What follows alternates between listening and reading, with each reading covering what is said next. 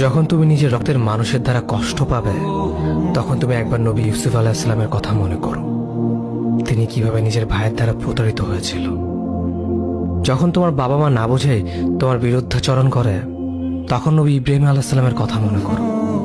তার বাবা তাকে আগুনে নিক্ষেপ করায় ভূমিকা রেখেছিল।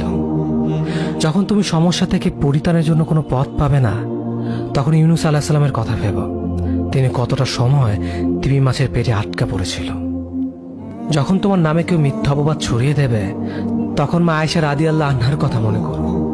তার নামে পুরো শহর জুড়ে কুৎসা রচনা করা হয়েছিল। যখন তুমি অসুস্থ ব্যথার যন্ত্রণায় কাঁদতে থাকো, তখন নবী আইয়ুব আলাইহিস সালামের কথা ভেবো।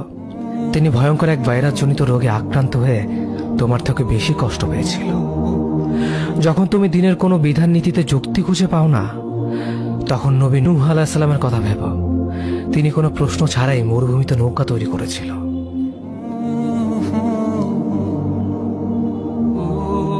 যখন তুমি আত্মীয়স্বজন, পরিবার, বন্ধু বান্ধবের কাছে হাসির পাত্রে পরিণত হও, তখন তুমি শেষ নবী হযরত মুহাম্মদ সাল্লাল্লাহু আলাইহি ওয়াসাল্লামের কথা ভেবো।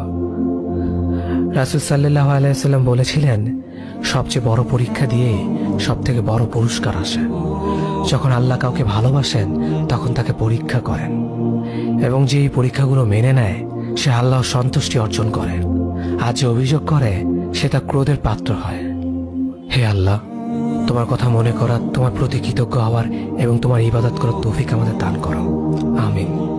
যেভাবে তুমি সন্তুষ্ট হও, সেভাবেই আমাদের পরিচালিত করো।